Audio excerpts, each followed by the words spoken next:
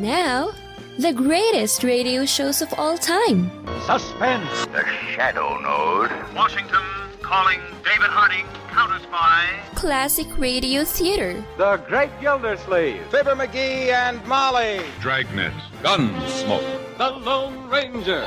Now, step back into our time machine with your host, Wyatt Cox. Good evening, friends of the Inner Sanctum.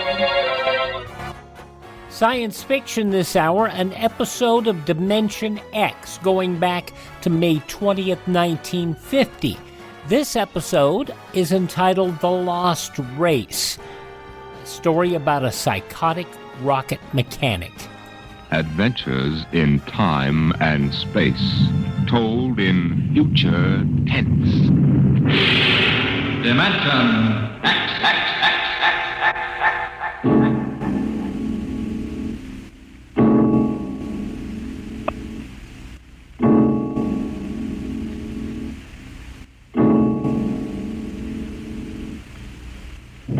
When man first crossed the vast distances of outer space to land on strange worlds, he found that someone had been there before him.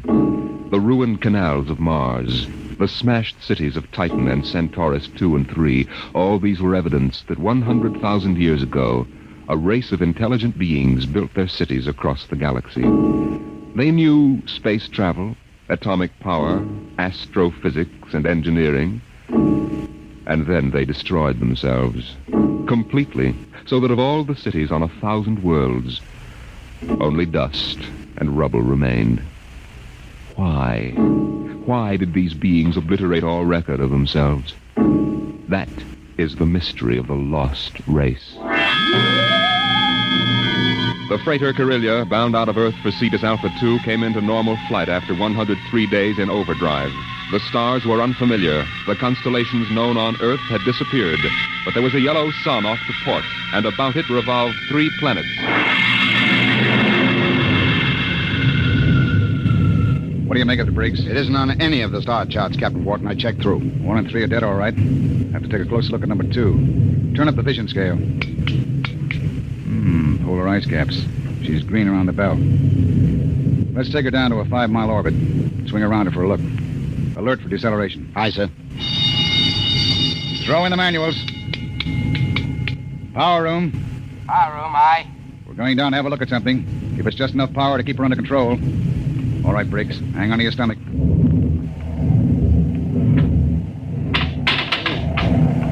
You sent for me, Captain Morton? Come in, Mr. Howell. Do you mind if I sit down? Free fall sickness? Well, I'm afraid I'm not an old space hand. Oof. We'll level out in a minute. Do you want something? Yes. We come out of overdrive, smack in the middle of a new planetary system. Briggs says it's unreported. Well, that's rather good news, isn't it? Depends. First report's pretty common.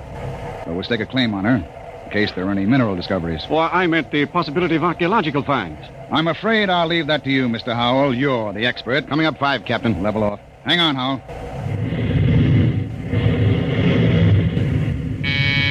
Power room. Hold her steady she goes. We'll orbit at slow cruising speed.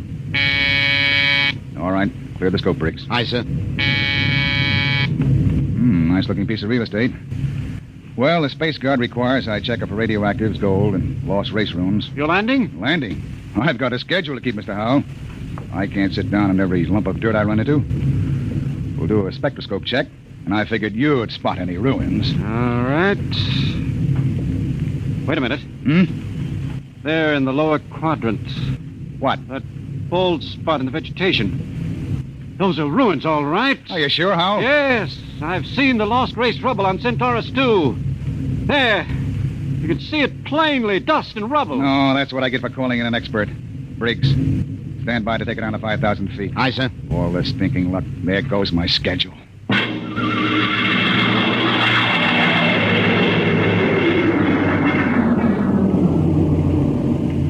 Seen enough, Howell? This is going to set me back 5 hours. Interesting. Wait a minute. What's wrong? I don't believe it. Marvelous. Incredible. Stop sputtering, Howell. What is it? Look over that rise in the ground. It's a section of the city still standing. Hey, you're right. That hill must have shielded it from the blast. Captain, you've got to land. Land? You've got to. This is the first lost race site that's ever been spotted. Of course, you'll land. Howell, we get a $1,000 bonus for every day under par for the run. But you don't understand. It's the biggest find in the century. We can chart it, and you'll have to get back somehow. That's all. I'm not sitting down to rake over old dust heaps. Captain Wharton, I'm on commission to the Space Guard. You may have to answer to them. I'll think up one. Look, Howell, strictly speaking, you're a passenger. Well, you've got to You land. don't belong on the bridge. I'm not landing down there, and that's it. Freaks! Emergency from the power room. Something must have blown. Power room. Power room. Stanton, what's wrong down there? Stanton. He doesn't answer. Anything serious, Captain? Reaches the fuel locker. That 5 pounds of ascending will go and kick us right out of space. Stanton! Stanton! Power room, aye. What happened? What blew? Main tube coupling. She's secured What's now. the damage? The main tubes burn out. The bearing, the coupling, injector valve, and the needle gauge. Can you make repairs? Not in flight. Can you raise enough power to land? I don't know, Captain. The wiring's shot. She's fat like a tomcat. I might be able to get something from the deceleration auxiliaries. Get a jury rig on her. We'll try to set her down. Aye, sir. Briggs. Yes, sir. Alert for crash landing. Signal room. Signal room. Signal, aye. Langston, get off a position fix and SOS standby. Aye, sir. Well, Mr. Howell, I guess you're going to join your friends in the lost race. I just hope it's not permanently.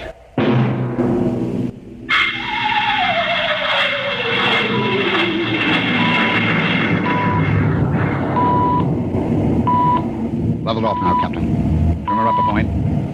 That's it. She's bucking bad. 5 more minutes and the hull plates will shake loose. Power room. Stand by for bob blast on signal. Power ready. I'm going to try for that clearing. Too narrow. 2 to 1 for $1. All right. Hang on.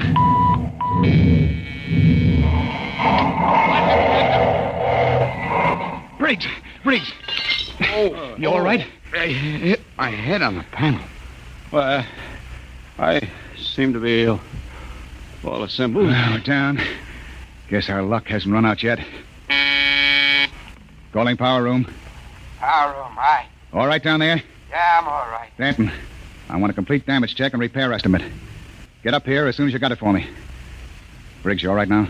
Yes, sir. I guess so. As soon as we get Dan's report, get a detail aft. Help him with the repairs. Captain Wharton, What is it, Langston? my speaker line's out. Sending circuit's blew. Spare tubes? It was a pretty rough landing, Captain. They're gone. I can't replace them this side of Lunar Space Station. I see. Well, the SOS ought to do it. And the Space Guard monitor reports our They position. aren't going to, Captain. Why not? Sending circuits went out when the blast went off down there. I didn't get the SOS out. Thank you, Langston. Get back and see what you can salvage. Does that mean bad news? We were in overdrive, Mr. Howell. It would take 40 years to search the distance we've traveled in one day. Consequently, when a ship doesn't make port and doesn't transmit a position fix, they forget about it. Oh. I see. And with the radio out, we blast off on our own power. Or we don't get off. Got your damage report, Captain. Well, Here. It's on a B-23 checklist. not bad. Worse. Stanton, how long will it take you for repairs? I don't know. An estimate. I know gypsy fortune teller. How about the lifeboat? For deep space? What are they teaching at Sands Point now? Basket weaving? Stanton, Lifeboat couldn't lift half a light year off this here mud heap. Stanton, I'll take just so much. Look, can it be converted to Bessendium drive? Converter links were mashed when we came down. How long is it going to take you to repair the main drive? Look, Captain, I got 2 hands. You want me to hold a lug wrench in my teeth? See here, Stanton. You say here, Captain. The whole lousy crew's been spitting all over me ever since we blasted off. Now you can all wait on me. Who do you think you are, Stanton? The only power man on this ship, that's who. Ain't satisfied with the way I'm working, go hire yourself another boy. The woods are lousy with him. I'll take my own sweet time. What's the matter with him? Got a bug in his ear? Space fatigue, Captain. He's been locked up in the power room 4 days. Oh, we don't have enough trouble.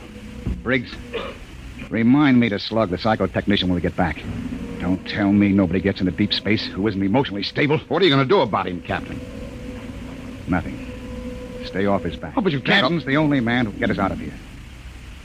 We want to hit the cradle at New York Spaceport again. We've got to keep him happy. Captain Wharton, as long as we're landed, and we do have to wait for the engines to be fixed, I suppose we can explore the lost race ruins. I'm Look, particularly... Mr. Howell, I can't spare the men. We are now stuck tight until Danton gets those engines fixed. And if he can't, which is entirely possible, we are stuck, period. Oh. Briggs, I want you to keep a careful eye on the men. Space fatigue is nothing compared to what we might run up against now. Captain Wharton. Captain, I've got it. Sending circuits? No, sir, but I picked up the incoming video band. Well, that's something. Can you get the mail call through? The men could use a little lift right now. Well, the scheduled one-way personals are due at 23:30 Greenwich. Good. That ought to help morale. Langston, rig the receiving booth. Aye, sir. Howell, this is a break. Seeing the folks at home may be enough to keep everybody on an even keel. I know I'll be glad to see that kid of mine. May 20th, 1950, Dimension X and the Lost Race. I'm Wyatt Cox. Thank you so much for spending part of your day with us here on Classic Radio Theater with Wyatt Cox. Let's see, if something costs less, but people are happier with it, that sounds like something to look into, and that's MediShare. Maybe you've heard switching to MediShare to pay for healthcare can save the typical family $500 a month. And that's huge, but it's also true that people are way more satisfied after making the switch, too. The customer satisfaction rate for MediShare is double that of the typical health insurance plan. Double. MediShare works. It's been around for more than a quarter century, and members have shared more than $3 billion of each other's bills. People love having telehealth and a huge nationwide PPO network. So, yeah, you can save a ton and like it better. Imagine being happy with how you're taking care of your health care. So if you're self-employed or part of the gig economy, or you just want a plan you're happy with, you can call right now and get a price within 2 minutes. A very, very smart use of 2 minutes. Here's the number you need. 833-34-BIBLE. That's 833-34-BIBLE. 833-34-BIBLE. The buy one, get one free special going on now at MyPillow. MyPillow bed sheets, Giza Elegance MyPillows, the roll and go anywhere MyPillows, and 6-piece towel sets on special. Go to mypillow.com/USA, use promo code USA, or call 1-800-951-8175 and find out all the great deals you can get right now at MyPillow. mypillow.com/USA. And thanks for listening to Classic Radio Theater with Wyatt Cox. Now more of Dimension X and the Lost Race. Shipwrecked sailors in space. May 20th, 1950.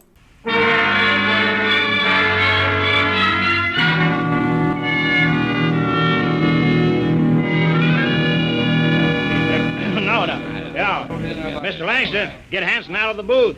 You wear the glass right off the tube. Take it easy, Williams. Everybody gets 3 minutes. Hey, Kelly, I bet that dame of yours burned up the circuits, huh? How'd you know it was his girl? You can't tell through the booth. Well, who else would call that ape?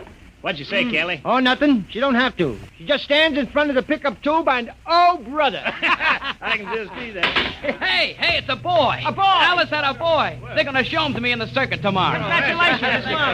Who's next, Mr. Langston? The last call's coming through now on ticker.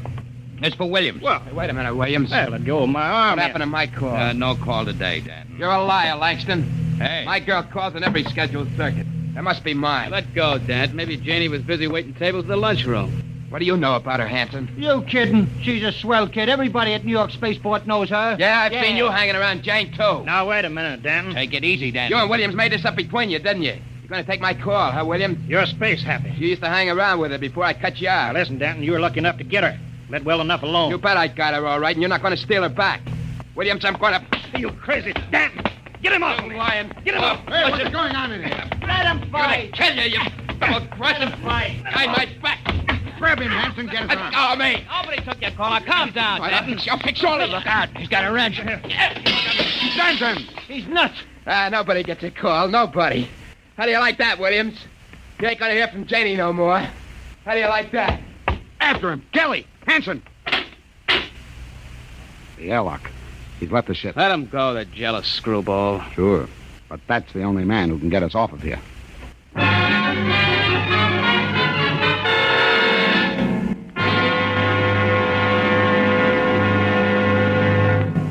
I warned you, so help me, Briggs. I warned you to keep an eye on Danton. Well, I didn't think he'd go off this way. Well, it's that girl of his, sir. He's crazy jealous about her. Any reason for it, Williams? No, sir. She's a good kid. Too good for Danton. I guess he's just so afraid of losing her to some other guy, he's getting psychopathic about it. Well, we've got to get him back. I want every man equipped and ready for search parties immediately. Aye, sir. Williams, rig some portable searchlights and issue hand blasters and radiation tickers. Kelly. Aye, sir. You had the second party. If you find Danton, send up a signal flare. Aye, sir. Unless we do find him, we'll be on this planet until the next freighter stumbles on us. Maybe 10,000 years from now.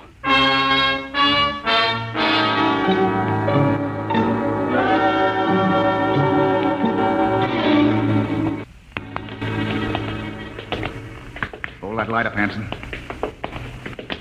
This is amazing, Captain. Lost Race building's actually standing. Hey! What is it? Oh, it's nothing. A shadow. Place gives me the willies. To be able to find out so much about them, their science, art, what they looked like, perhaps even why they destroyed themselves. I'm beginning to wonder about that, Howell. You sure they destroyed themselves? Maybe they lost a war to another race. Winners have left traces. Genghis Khan, the Mongol emperor, left a pile of skulls as a monument after he destroyed his enemies, but there's been nothing like that found. No clues at all, eh? Nothing. When they decided to wipe themselves out, they did a thorough job. But why? That's what we've been asking for 50 years. They wanted to end like that. Captain, there's a rise ahead. Keep going. Anything on your side, Briggs? No, sir. Hanson, what is it? I don't know, sir. It's a funny kind of a glow. I guess I shot without thinking. No, get trigger happy. Howell. Yes? Where do you think the light is coming from? Down there. It's an amphitheater. Stone seats and a hood. Looks like a band shell. What's up, Captain? Wait a minute. Well, Howell? Don't know. That's the Lost Race sign on the hood. The what? A sort of hieroglyphic. The only thing we'd ever found before. One in each ruin. What does it mean? Some kind of a warning, I think. Come on. We're going down there. Careful now. There's a platform of some kind down there. Looks like a lecture platform, doesn't it? Or an altar. This might have been a temple. Perhaps the Lost Race sign had a religious significance. It looks like a throne to me. A throne 5 feet high. Briggs, climb up there. And see if there are any controls to this machinery. Aye, sir. Well, this wasn't meant for any man to sit on. There's a lever up here. Shall I try it? Sure, go ahead. Hey, what's that mist? It's like a steam bath. I wonder if Kelly and Williams ran into anything Kelly, like... hold that lighter. Shut up and keep looking for Danton. What? Look there. In the hood. It's Williams and Kelly. That crazy jet jockey. When I find Wait, him, I'm hold the going to lever. beat his brains out. You could see him, a 3-dimensional image. Some kind of television. Get down, Briggs. Aye, sir. Did you see it, Skipper? I was just thinking about him, and there he was. And we all saw it. Out of the way. I'm going to try it. This thing can pick up Earth. It'll replace the receiver Danton smashed. Just throw the lever, eh?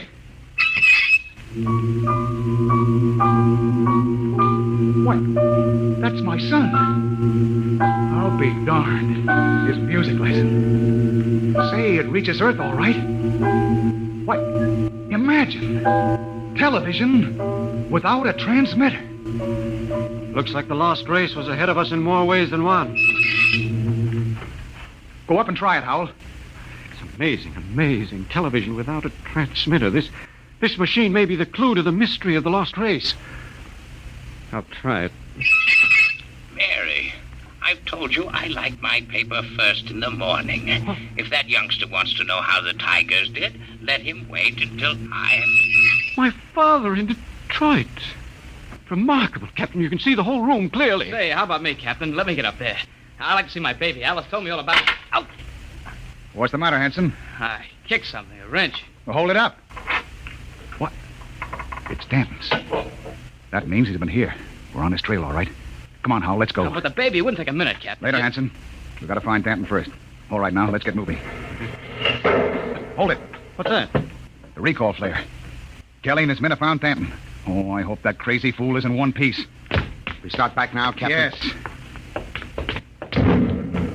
That came from the ship. Another flare? No, that was an explosion. That's all we need now. Something more to happen to the ship.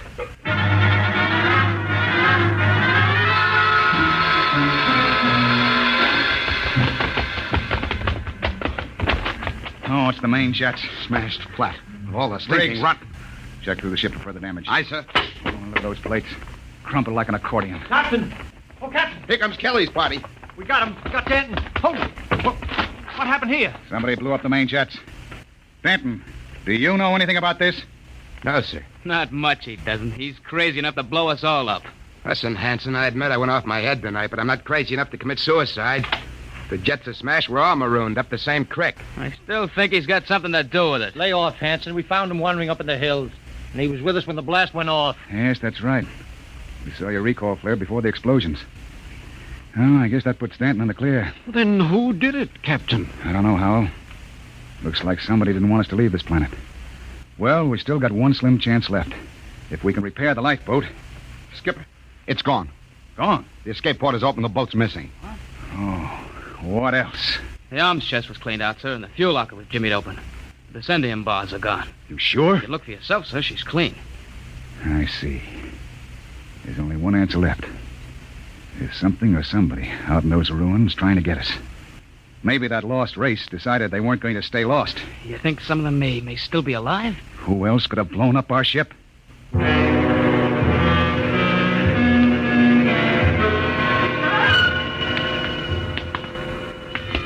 Keep your blaster up, Hal. And be careful. It's a hair trigger. What are we doing back at the television machine, Captain? I thought we were looking for the lifeboat. We are. Whoever blew up the ship must be around here. Might as well try to use a machine to track them down. Yeah. Catch them with their own gadget, huh? That's right. All right, Hal, you're the expert. Get up there and try to find him. I hope it works. Well? Trying, Captain. Nothing but mist. I don't understand it. It reached all the way to Earth before I saw my father in Detroit. Odd, isn't it? May 20th, 1950, Dimension X and the Lost Race. Here on Classic Radio Theater with Wyatt Cox. The conclusion follows these words from your favorite station. No offense, but are you a little fat when you look in the mirror? How would you like to learn the secrets to lose 3 to 5 pounds a week easily without joining the gym or going through any crazy diets? It's called Body Sculpt by Med Diet. For the last 2 decades, we've been helping people just like you that have pounds they want to shed. We've helped millions of people lose thousands and thousands of pounds over the years. And now it's your turn. Learn the secrets of how to lose weight with one simple phone call. You'll see an amazing difference in a matter of days. Don't believe us? We'll offer you a money-back guarantee. If you're ready to start losing weight right now, call right now to learn more about your risk-free order to Body Sculpt. Call for your risk-free offer. 800-738-5332. 800-738-5332. 800-738-5332. That's 800-738-5332. Are you in bad pain? You know what I mean. Your knees hurt. Your shoulder hurts. Your elbow and back are constantly killing you. And I'm sure you've tried every pain pill or cream available at the drugstore. Am I right? Well, here's something you haven't tried. Pain Magic.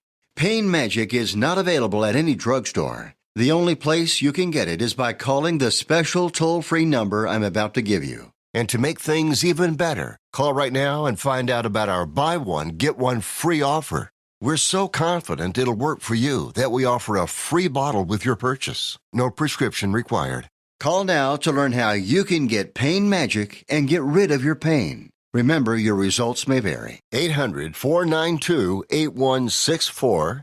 800-492-8164. 800-492-8164. That's 800-492-8164.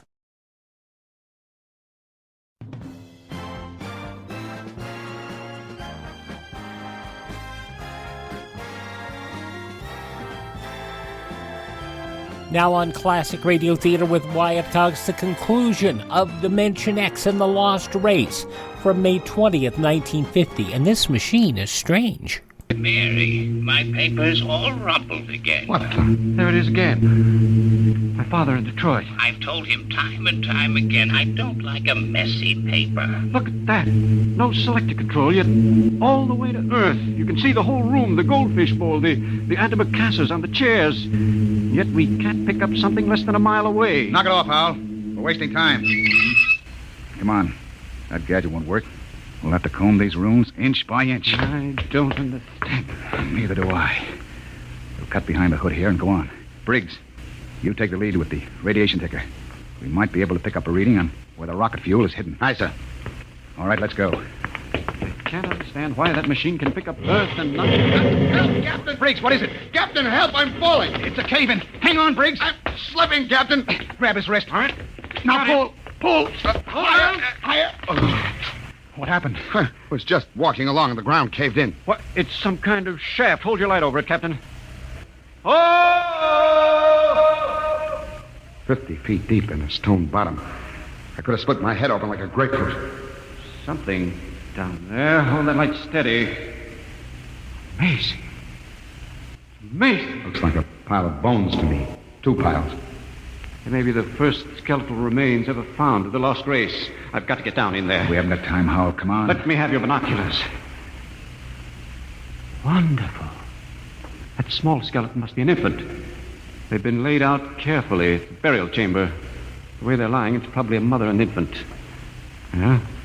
The tail, she's definitely anthropoid. Howell, you mean apes? Something like that.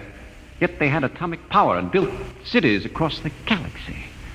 Amazing. Howell, we haven't got time. Hello, that's funny. The little one is different. The caudal bones are different. No tail. Listen, Howell, what do I care whether they had tails or not? Come on now. It's almost as if... Well, they did have atomics, and radiation does funny things to heredity. They had that problem of mutations in Detroit. What? Detroit? That must be it. What? The new atomics plant at Detroit. They tore down my father's house to make room for it. Quickly, Captain. Howell, where are you going? Back to the machine. I've got a theory that may solve the whole mystery of what happened to the lost race. I don't care what happened to the dead ones, Howell. I want to find the living ones who wrecked my ship. I think this machine may give us both answers. There's the house, Detroit, down to the last detail. Oh, come on down. We know all but that. Don't you understand? That house was torn down. I got a letter before we lifted off Earth. It's gone. But it's on the television machine. Captain, that machine isn't television. It's a thought projector. What? It only mirrors what's in your own mind. But, Mr. Howell, we saw Earth. It was really there. But it was just because we imagined it, Briggs. It's a thought projection. I can produce any mental image that occurs to me on this machine. New York spaceport, a space guard patrol, anything. Anything? Yes. And now I think I know what inspired the lost race to do what they did. It was fear. Fear of what was in their own minds. They could all see it with machines like this. But fear? Fear of what? They foresaw the future. So they destroyed themselves. Every last one of them. Hold it, Howell. Are you sure they're all dead? 100,000 years ago. Then who blew up the ship and stole our lifeboat? Danton. Danton? But why? He was pathologically jealous. Yes, but blowing up the ship was like committing suicide. He wasn't crazy enough to do that. The lost race was after they looked at this machine. You mean Danton did too? We found his wrench here. You're right. He must have looked at the machine and thought it was television. He must have seen all his fears about losing his girl confirmed. That was enough to make him completely unbalanced. But he was with Kelly when that explosion went off. He's got an ironclad alibi. No, he hasn't. Wouldn't take a power man long to sneak back to the ship and rig a delayed action fuse. Howell, we've got to get back to the ship before Danton. Never mind, Captain. Stay right there. That's Danton. In the dark. You make a perfect target there. Stop your gun. I got a blaster set at wide angle. Drop him. He's got us cold. I've been following you, Wharton. I wanted to tell you. I'm going back to Earth. I got the lifeboat hidden over that rise. It won't work in deep space. You believed me when I told you that, didn't you?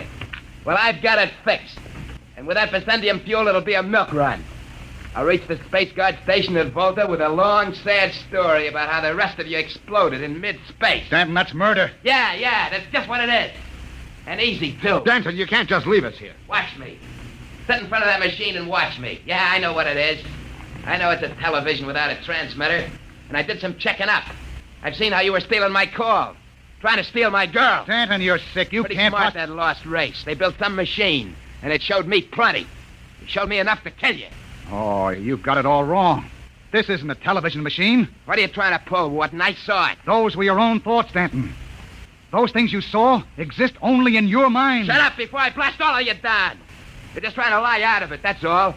But I know the truth when I see it.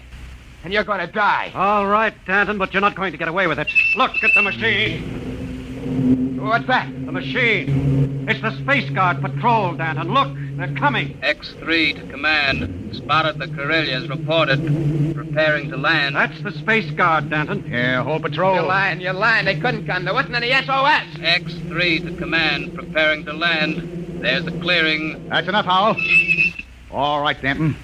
They'll be coming over the horizon. Drop your gun and give yourself up. Oh, no. No, they're not going to catch me. I'll be away in that lifeboat before they land. Stand still, all of you. Stay where you are. I Danton. still got you covered. Danton, look out behind you! Burial shaft. He fell in it. Hold the light down, Briggs.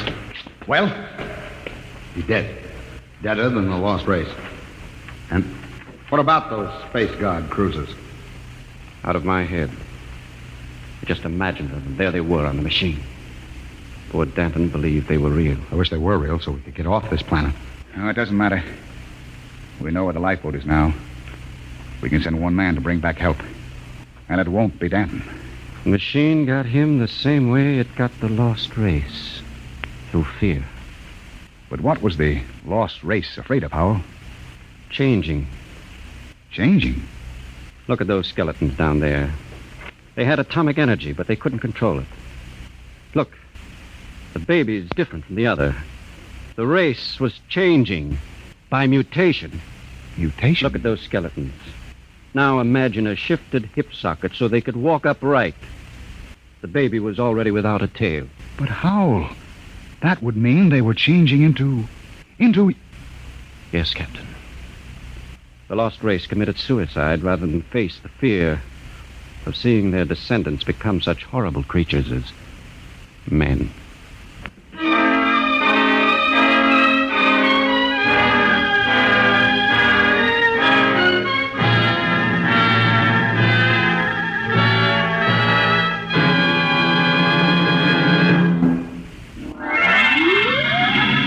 Tonight's drama was based on the Murray Leinster story, The Lost, and was adapted for radio by Ernest Kenoy. Featured in the cast were Matt Crowley as Captain Wharton, Roger DeKoven as Howell, and Joseph Julian as Danton. Your host was Norman Rose. May 20th, 1950, Dimension X on Classic Radio Theater with Wyatt Cox. Are you suffering with arthritis or osteoporosis? Do you have diabetes? Did you know that these are just two of the hundreds of diseases that have seen improvement with Dr. Wallach's incredible longevity products? You can't get them at a health food store. The only way to get them is to call us at 800-214-0065. That's 800-214-0065. Do you have heart disease, fibromyalgia, or high blood pressure? Do you have a terrible time losing weight? Dr. Wallach can help. He was a veterinarian and cured diseases in animals. He felt that he could do the same for humans, so he became a physician. Over 50 years of research and helping people like you goes into every bottle of Dr. Wallach's amazing discoveries. Do you want to feel better? Learn how to treat the cause of your problem rather than covering up the symptoms with drugs. Call 800-214-0065. That's 800-214-0065.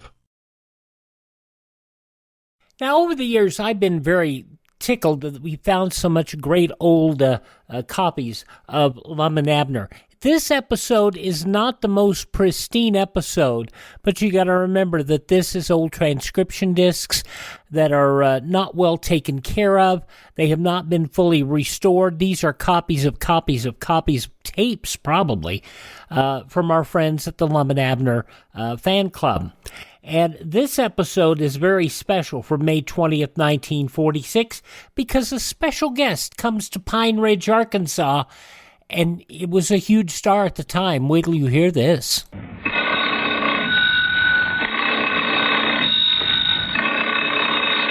That's our ring. Time for Lum-n-Abner, brought to you by the makers of Miles Nervine and Alka-Seltzer.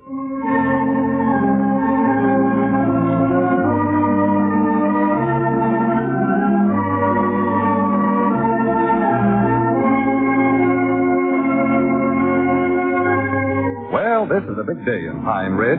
Bob Hope is coming to see Cedric Wehunt on some kind of business.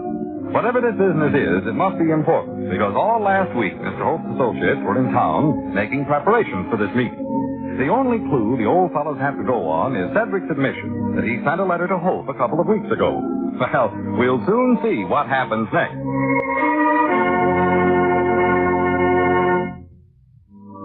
Now let's see what's going on down in Pine Ridge. As we look in on the little community today, we find Abner and Cedric in the Jotham Down store, anxiously awaiting Bob Holt's arrival. Listen. Well, sit down, Cedric. Quit jumping around so much. You look like a feist dog in an oat pan.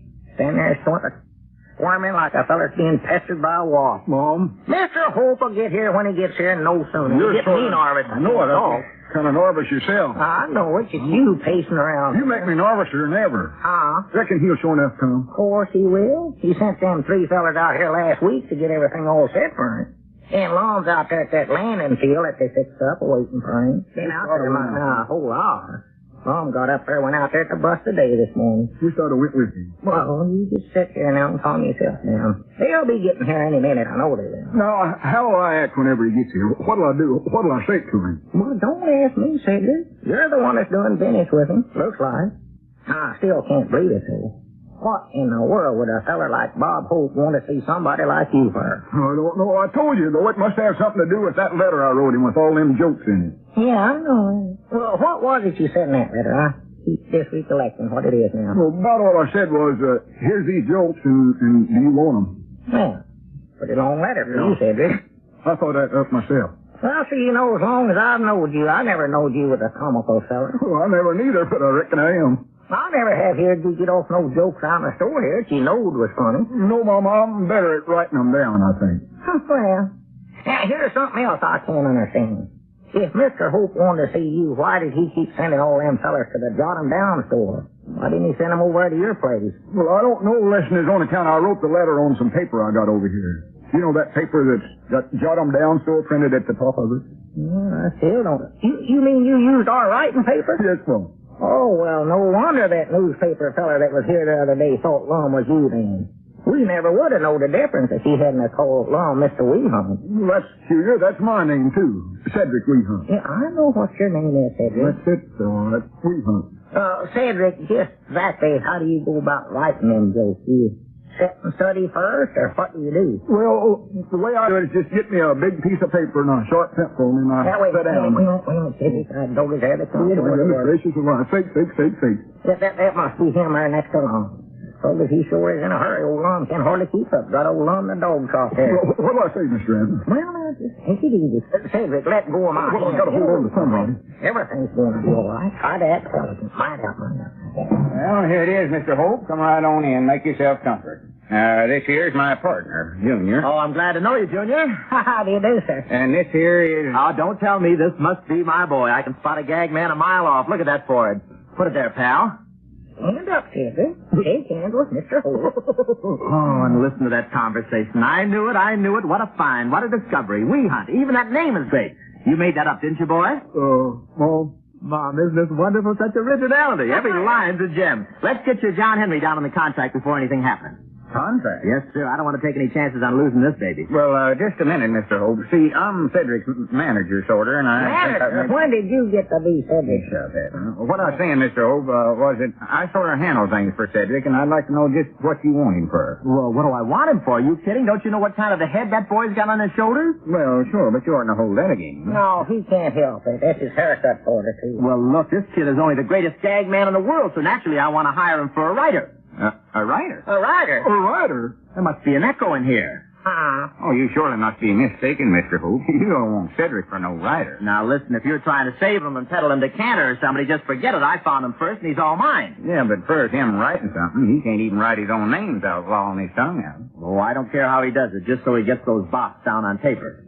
He's just the baby I've been looking for. I'm reconverting back to peacetime, and so I've got to get rid of my war joke writers and put on a new genius, and this kid here has got it. Didn't you see the stuff he sent me? Them jokes, you mean? Yes, and what jokes? Such gags, such boffolas, such bellas.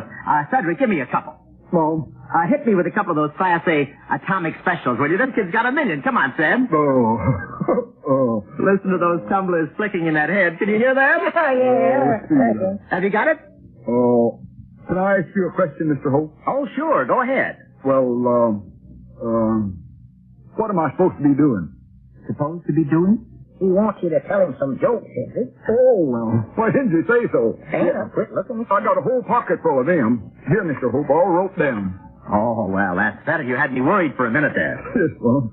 Now, let me see what little beauties you've got here. Oh, this is wonderful. This is Bob, Pepsin, and Hope telling you folks I'm living by the skin of your teeth. Well, that is wonderful. That's very, very nice. Put that down there, too? Isn't that nice? Get a load of this.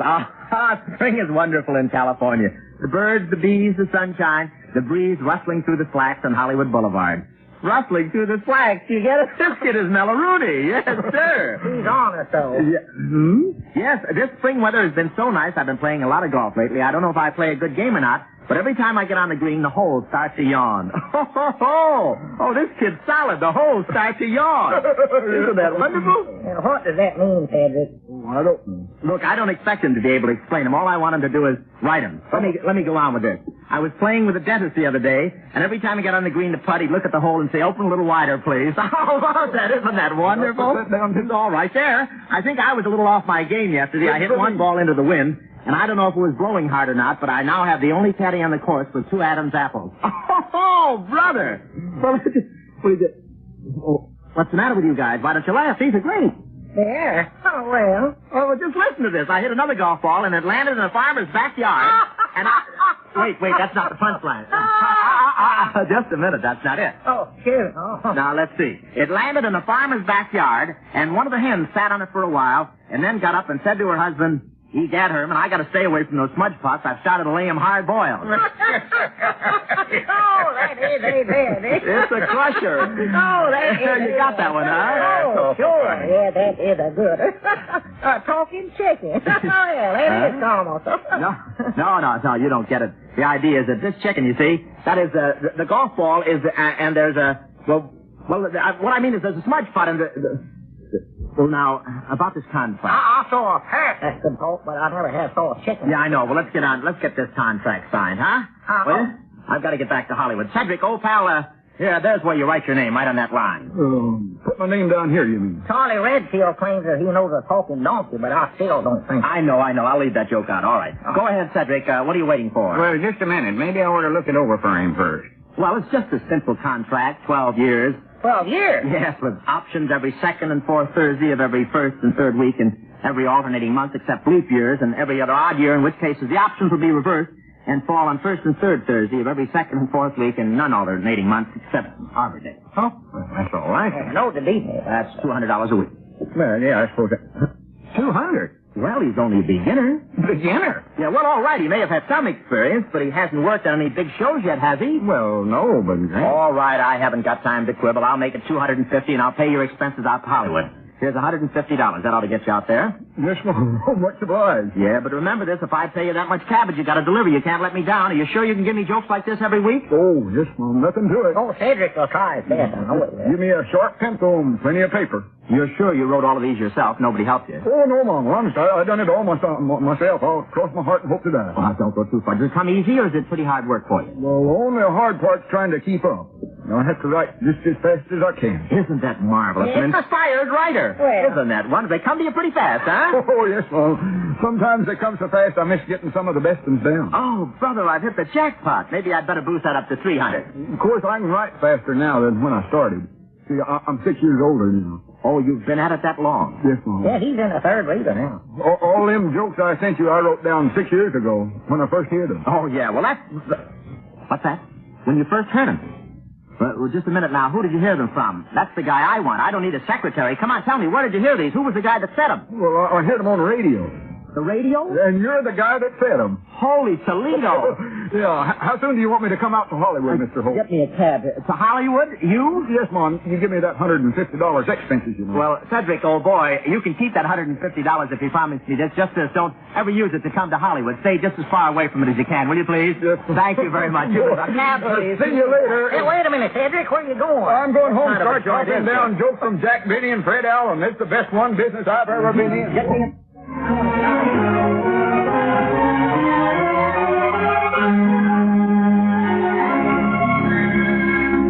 Well, that was the shortest career any writer has ever had. And I imagine that'll be the last time Bob Hope will try to tap the fertile resources of Pine Ridge talent. So be sure to join us again in our next visit down in Pine Ridge. I know it wasn't the greatest episode, but you gotta love it. May 20th, 1946, Lum-n-Abner here on Classic Radio Theater with Wyatt Cox. Thank you. He didn't even recognize his own material. Thank you so much for tuning in here. Please thank this radio station, support their advertisers. It's their kindness and courtesy that allows us to be with you each and every time we're here on your favorite radio station. And if you miss a day by chance, always catch up with us at my webpage, classicradio.stream. There you can hear all of our shows on demand, learn more of classic radio collecting, and contact me there, classicradio.stream. Thanks so much for making us a part of your day. Tell all your friends the great radio shows are right here at this spot on the dial. Classic Radio Theater with Wyatt Cox on your favorite radio station.